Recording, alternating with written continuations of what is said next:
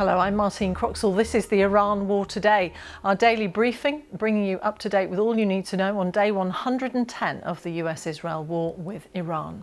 Let's start with some of today's key developments.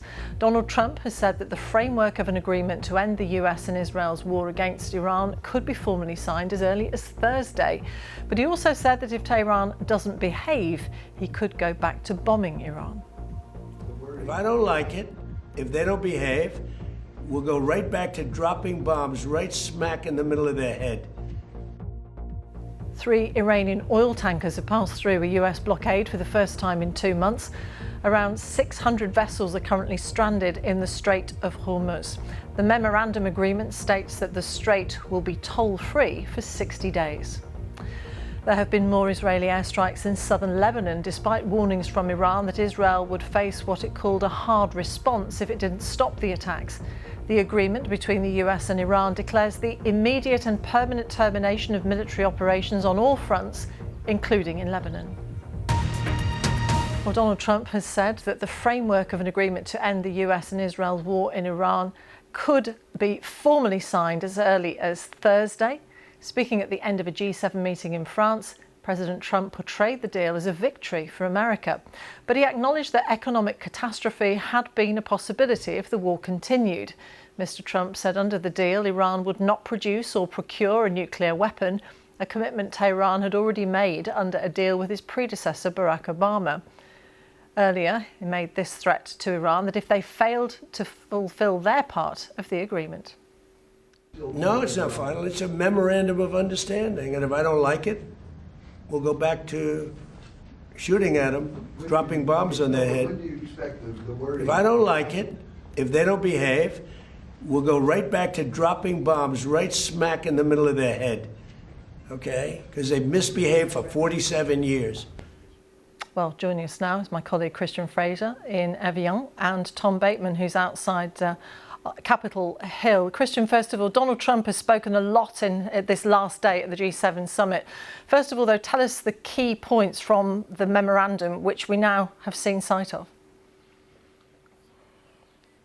Yeah, well, I think Tom will tell us that there has been some commentary in the United States about the scant mention of the nuclear element within this document, which has caused some concern. But Donald Trump in his press conference this evening reiterating that preventing Iran from getting a nuclear weapon is the flaw. And it is there in the document that we've just seen, which was released after the press conference. It's in paragraph 8. It says, Iran reaffirms it won't pursue nuclear weapons. The two sides agreed to resolve the enriched stockpile with downblending under IAEA supervision, and enrichment levels, other nuclear-related matters are left for the final deal. It also goes on to say that Iran will maintain the status quo of its programme until a final deal is reached. So nuclear policy isn't just mentioned in passing. It is one of the most detailed, emphasised parts of the document, and that was the point Donald Trump made in this conference. On Sunday, we reached an agreement with Iran that achieves everything we set out to accomplish, everything and much more. Ending the current conflict, reopening the Strait of Hormuz, and preventing Iran from ever obtaining a nuclear weapon. That's what it was all about. That was about 99%. Iran cannot have a nuclear weapon. They can't develop it, buy it. They can never have a nuclear weapon. But what is also there in the document is a lot of detail about what Iran will receive in return. He has consistently denied that there is any mention of a $300 billion fund in this document. He called it fake news. And yet now we see the document. It is there in black and white. A mutually agreed fund which the United States and its Gulf partners will set up as reconstruction for the Iranians. And of course, his critics will point to the issue that the oil waivers, which are front-loaded, will pay for, beyond reconstruction, perhaps the missile programme. And that was always his criticism, Martine, of the JCPOA, that there was money handed over to the Iranians that went into that ballistic missile programme. Confusingly, at this press conference this evening, he said the missile programme wasn't an issue. They might talk about it. They might talk about the proxies. That is the sort of detail that Israel and European partners will want to be thrashed out in the months ahead. They talked a lot at this summit about detailed negotiations, and that is the kind of detail that really matters. Christian, it does. Thank you. Tom, how is this all being absorbed then back in Washington on Capitol Hill behind you? Well, I mean, that's the absolutely key question, because the way, I mean, it's clear that Democrats are going to absolutely oppose this deal. I think many will see it as a surrender deal. They will see it as weaker than the one that President Obama got. Let's remember, it's being described as a memorandum of understanding ahead of course, further negotiations. But largely, the reality is this deal it gets Iran to reopen the Strait of Hormuz in return for the Americans lifting their naval blockade, but also in return, Democrats and critics of this will say, in return for Iran getting up front the ability to sell oil without American sanctions. That matters. Opponents of this and Democrats are going to say that basically the Iranians are being paid to reopen the Strait of Hormuz, or they're getting access to oil revenues that they would have found harder before just to reopen the Strait of Hormuz. That leaves the Americans, they will say, in a weaker position than when President Trump started this war. As for Republicans, that's going to be absolutely critical as to how they receive this deal. Now, I've been trying to grab people and talk to them. Joe Kennedy, one Republican senator, Rick Scott, another. So far, they're all saying, I haven't seen the deal. Remember, it's only been released in the last 15 minutes. So at the moment, they're supporting President Trump. They think he's doing absolutely the right thing. Some surprise from others that it's only just been released. They weren't even aware that it's been released by the administration. But they're going to be poring over this now to see whether or not fundamentally they believe it's a stronger deal than the Obama deal. That's going to be absolutely key in terms of the politics of this. I do think it's going to be challenging for the administration that up front it lifts the American sanctions on Iranian oil sales. Now, a US official said, just as they were literally read out word by word this memorandum of understanding on a call to reporters, that was the way it's been released.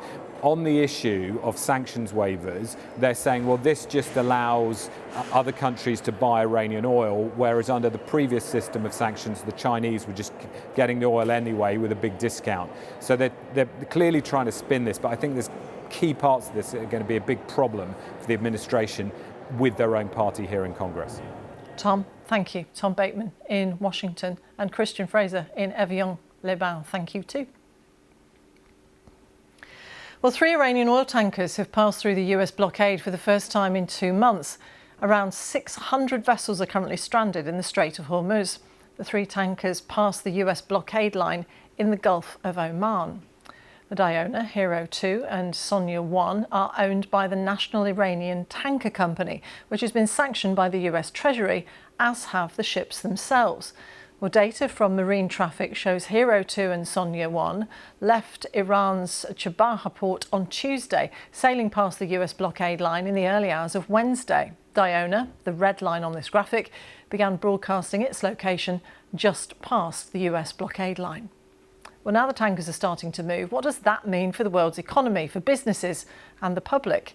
In a moment, we'll hear from our cost of living correspondent, Kevin Peachy. But first, here's the BBC's Julia Caesar explaining how shipping will now get moving. The movement of oil tankers in the Strait of Hormuz is the first clear sign the framework deal to reopen the crucial waterway is taking hold. These early moves point to a gradual restart of Iranian exports, adding barrels of oil back into the global supply. For shippers, the agreement begins to unlock the world's most important oil corridor. Tankers can start shifting away from costly diversions and risky ship-to-ship transfers. Demining, damaged navigation systems and new transit rules mean that Hormuz will reopen in stages. I think we're going to see the shipping movement coming back to normal over the next 30 days. It's going to take some time for the Gulf oil producers to bring back their production levels to pre-crisis levels. I don't think, for example, Saudi Arabia will come back to using the strait as it used to be over the past 3 months ago. For the Gulf region, the deal offers a path to restoring flows, easing pressure on global markets and insurers. But the political foundations remain fragile. Any breakdown could quickly bring back disruptions. If ships start to move freely again through the Strait of Hormuz, clearly that's going to be a boost for the shipping, it's going to be a boost for business and ultimately, but probably not immediately, a boost for consumers too. So, for example, countries in East Asia very much reliant on the oil that moves through the strait, and they have also energy intensive industries there. They have been deeply affected by the effective blockade and the lack of movement. So they would be potentially the first to see the benefit if things start moving. But even the US, which has its own supplies, no shortages, but it is plugged into that global oil market. And as a result, drivers there have seen gasoline prices rise, same in countries like the UK where petrol prices have risen. And that's probably going to be the first impact. And then we move on to things like energy, the cost of heating a home, which has become more expensive as a result of this global impact. So things like fertilizer prices have gone up, and that has had an impact on the cost of people's weekly shops in their supermarkets all around the world, and that will take a little bit of time. And then there's the sort of secondary impact too on things like the cost of borrowing. So for individuals, the cost of, say, mortgages, which has risen and again takes some time to feed through. And then finally, there is not only the material impact, but also the sentiment among consumers too. So consumers have been bruised like anybody else. They don't like that uncertainty, the same as businesses. So they may be a little more cautious when it comes to spending their money. That has an impact on the prices that people pay and how confident businesses are to try and change things for their customers. Kevin Peachy and Julia Caesar. Well, the agreement between Tehran and Washington declares the immediate and permanent termination of military operations on all fronts, including in Lebanon. But despite this, Israeli forces have reportedly carried out new strikes in southern Lebanon. The Israeli military has previously said it's targeting the Iran-backed group Hezbollah. Our correspondent in Jerusalem is Charlotte Gallagher. So, Charlotte, we understand this immediate end to the war will be on all fronts, including Lebanon. That's part of the agreement that we've been looking at. And yet Israel still, we hear, is striking southern Lebanon. Yes, we heard today, Martine, from Lebanese state media that Israel had carried out airstrikes in southern Lebanon. And then later on, we heard from the Israeli military who say that Hezbollah drones struck an area close to IDF soldiers, wounding a number of them. So fighting is definitely still continuing there, but obviously not on the scale it has been in the past.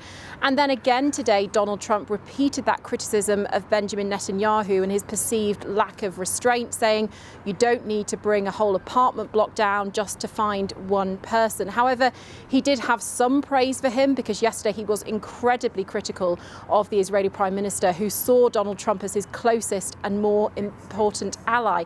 Now, Benjamin Netanyahu is facing a real problem here because Donald Trump wants the fighting to stop in Lebanon. He's made that very clear.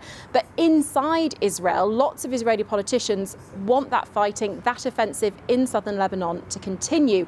So what does Benjamin Netanyahu do? I mean, we know now that he has seen that memorandum of understanding. We were told yesterday that Israel had asked to see it but weren't allowed. We now know they've seen it. And looking at that document, it's really difficult to see any positives for Israel, isn't it? They're going to feel constrained because the fighting in Lebanon has to stop, according to that document, and also quite vulnerable. I mean, they went into this war with the United States. We were calling it the Israel-US war on Iran, but it feels like they're ending it in very different places. Charlotte, thank you very much. Charlotte Gallagher in Jerusalem. So, the Memorandum of Understanding declares the opening of the Strait of Hormuz, the immediate and permanent termination of military operations on all fronts, a reconstruction fund for Iran, and that Iran will never develop a nuclear bomb. With us is BBC Persian senior reporter Siavash Mehdi Ardalan. What are people in Iran, whether they're in the regime, whether they're members of the public, what are they making of this?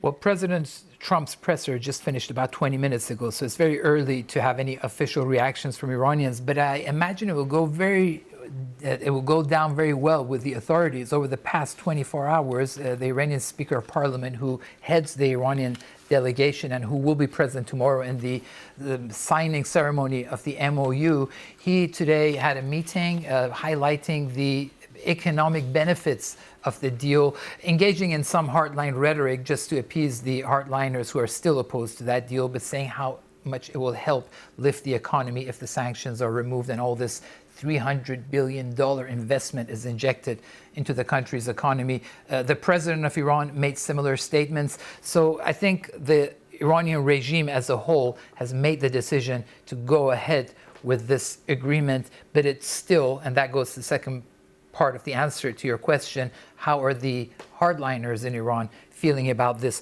Well, their arguments really is based on mistrust. They think, what if Donald Trump again backs off on this deal? What if he decides to engage in another surprise attack along with Israel and decapitate our leadership? Should we even allow the supreme leader to be exposed? We can't trust Donald Trump, and if we open the Strait of Hormuz, then the price of oil will go down and we'll lose all the leverage that we had. So they are pretty much adamant, but how far they can go with the National Security Council in Iran, which is the top decision maker at this stage, and the supreme leader, I don't think they'll have that much leverage to stop the signing of this deal and its implementation. As far as the public opinion goes, well, if you talk with the opposition, if you talk with the Iranians who are resentful of the regime, those who went out on the streets a few months ago and were put down by the Iranian security forces because of economic incentives, if you ask them, they are very disappointed. They're not very happy with this, and they think that somehow Trump has betrayed them. And then if you ask ordinary Iranians, the general sentiment is one of either cautious optimism or skepticism. Okay, so we're going to have $3 billion of investment. Where is this money going to go? Are they going to spend it on Houthis and Hamas and Hezbollah rather than on the people? Siavash, good to talk to you. Thank you very much, Siavash Ardalan from BBC Persian. Whether you are joining us on YouTube, TikTok, Sounds, radio or TV, thank you for your time. We'll be back again at the same time tomorrow with the Iran War Today.